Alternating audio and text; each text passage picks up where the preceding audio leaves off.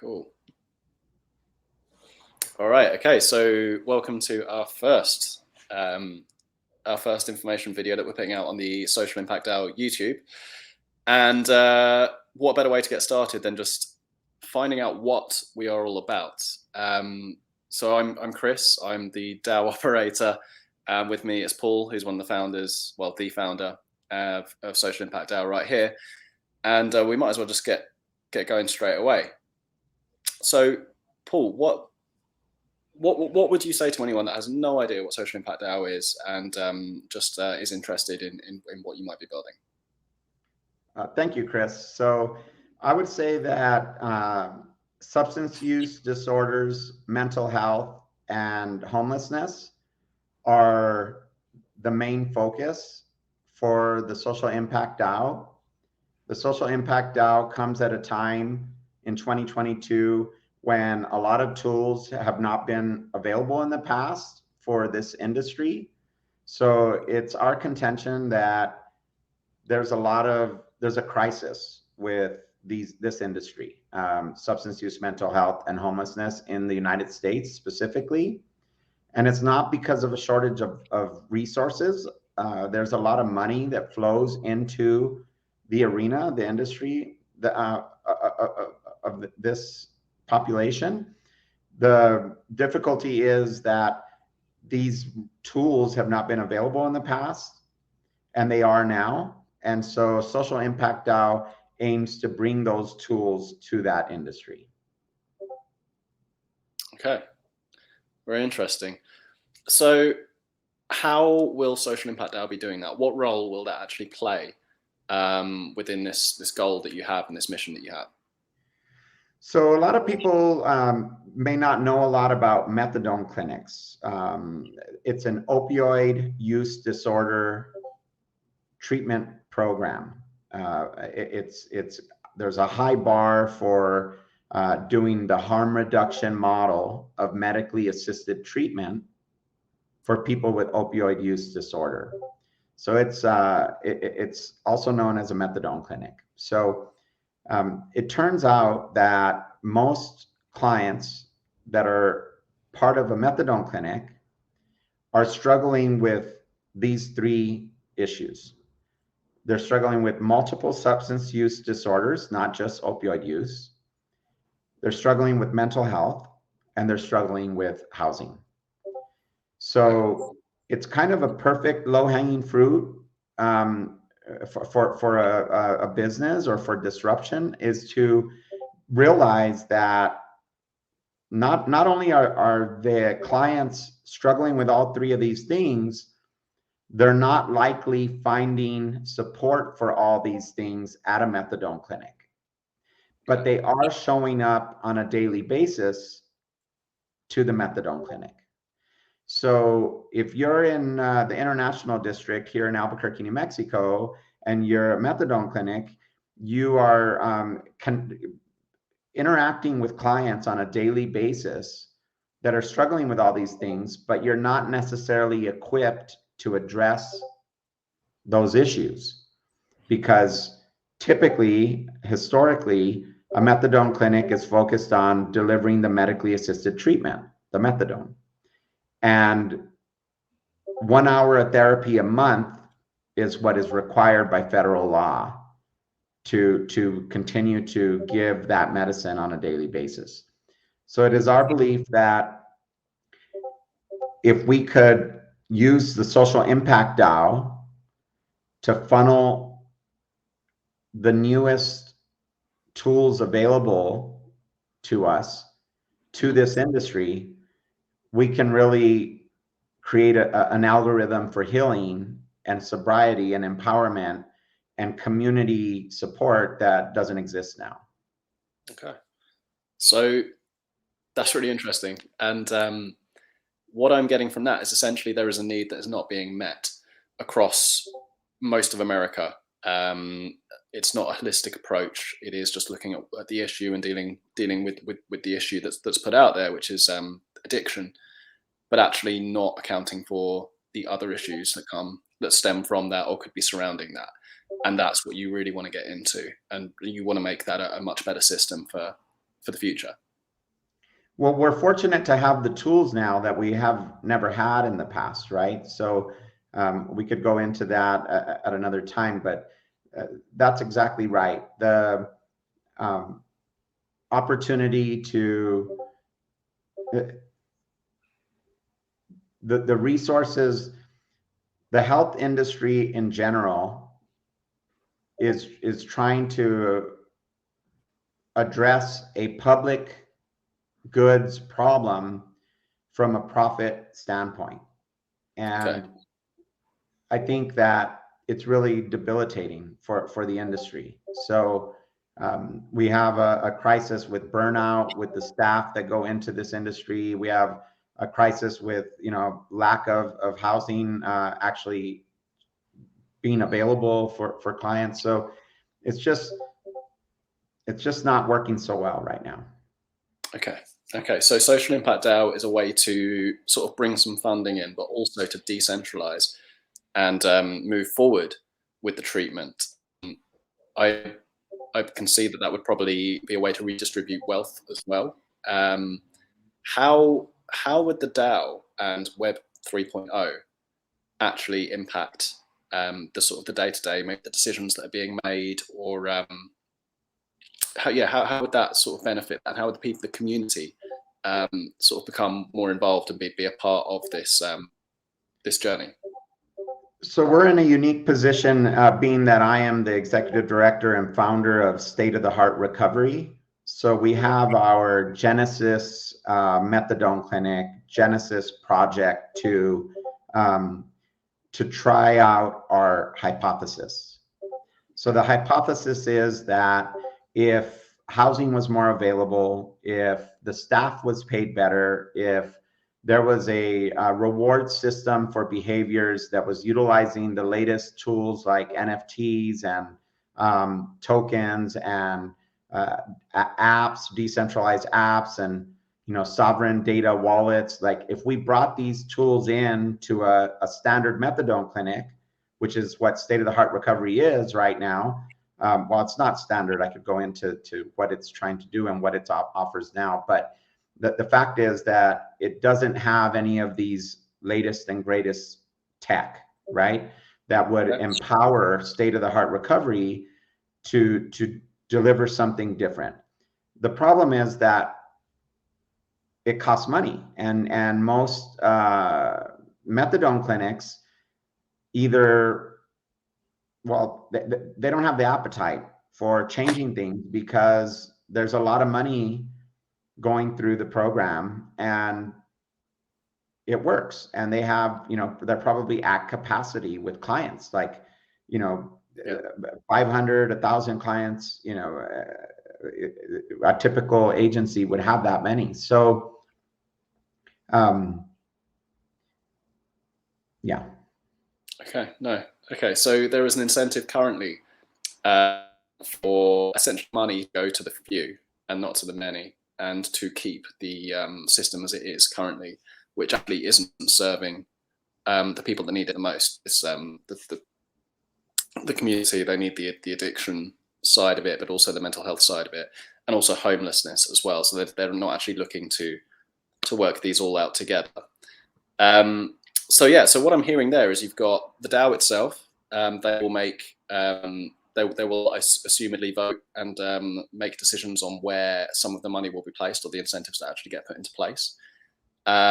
We've got the methadone clinic, which will be used to treat, and also as a laboratory.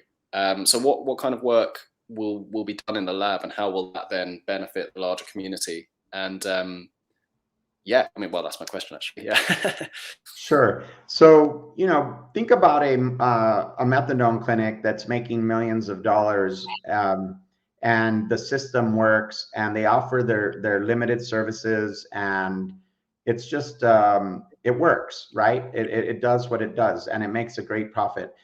It's quite disruptive to come in and say, start using this app with your clients and teach all the staff how to use it, and get people onboarded and do all the education for the clients.